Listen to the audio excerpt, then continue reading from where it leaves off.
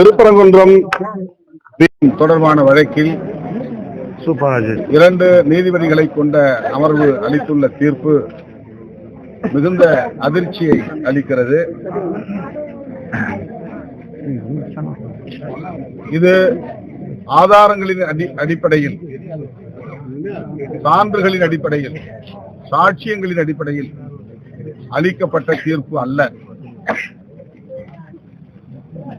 ஒரு தரப்பாரின் நம்பிக்கை, எனவே அவர்கள் அங்கே தீபம் ஏற்ற வேண்டும் என்று தீர்ப்பளித்திருக்கிறார்கள். வழக்கமான ஆங்கிலேய மரபுப்படி இந்த தேசத்தில் தீர்ப்பு வழங்க மாட்டோம், சுதேசி பரிபாலன முறை என்கிற அடிப்படையில்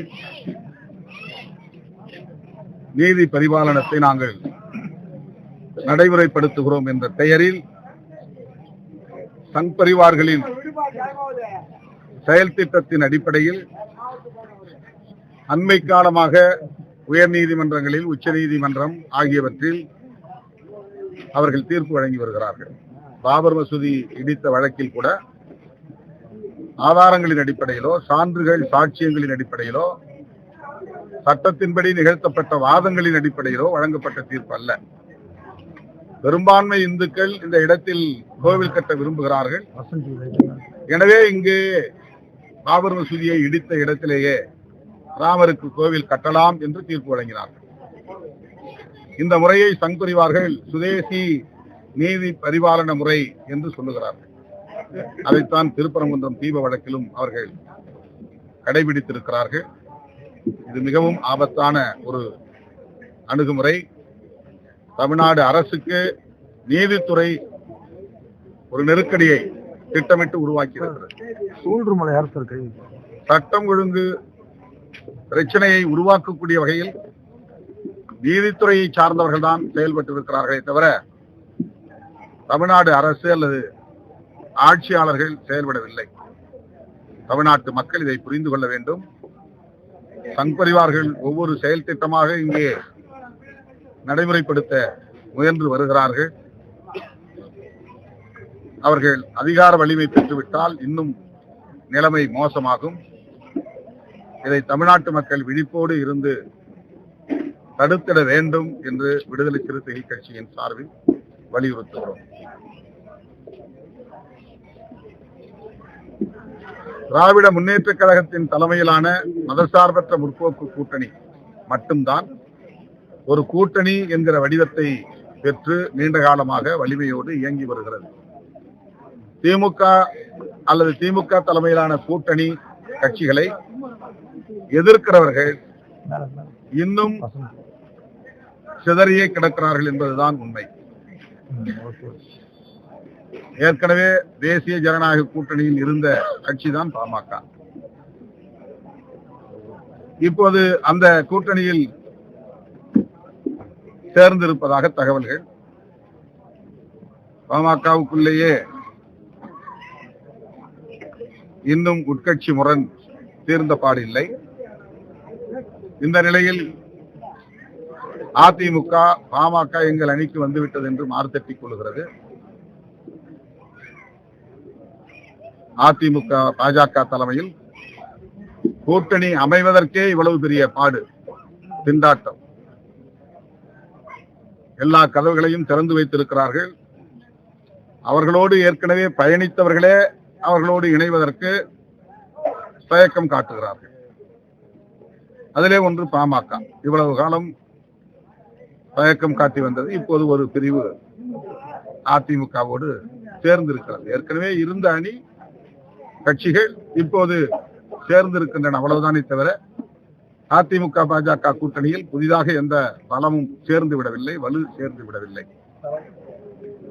அதே போல தாவேகாவும் எல்லா கதவுகளையும் திறந்து வைத்திருக்கின்றன. ஆட்சியில் பங்கு தருகிறோம் என்றெல்லாம் ஆஃபர் தருகிறார்கள். அப்படி தீபாவளி பொங்கலுக்கு ஆஃபர் கொடுப்பது போல சட்டமன்ற தேர்தலுக்கு ஆஃபர் தருகிற கட்சியாக நடிகர் விஜய் அவர்களின் தலைமையிலான கட்சி உள்ளது. அவர் மிக பெரும் மக்கள் செல்வாக்குள்ள ஒரு நடிகர். எனவே தனித்தே ஆட்சியை பிடிக்க முடியும் என்று நம்பக்கூடியவர். ஆனால் அவர் தேர்தலுக்கு ஆஃபர் போட்டு காத்திருக்கிறார். அங்கேயும் இன்னும் ஒரு கூட்டணி அமையவில்லை என்பதுதான் யதார்த்தமான உண்மை. ஆனால் ஊடகங்கள் இவை எல்லாவற்றையும் மறைத்து திமுக கூட்டணி பலவீனமாக இருப்பதை போன்ற ஒரு தோற்றத்தை ஏற்படுத்துகிறார்கள்.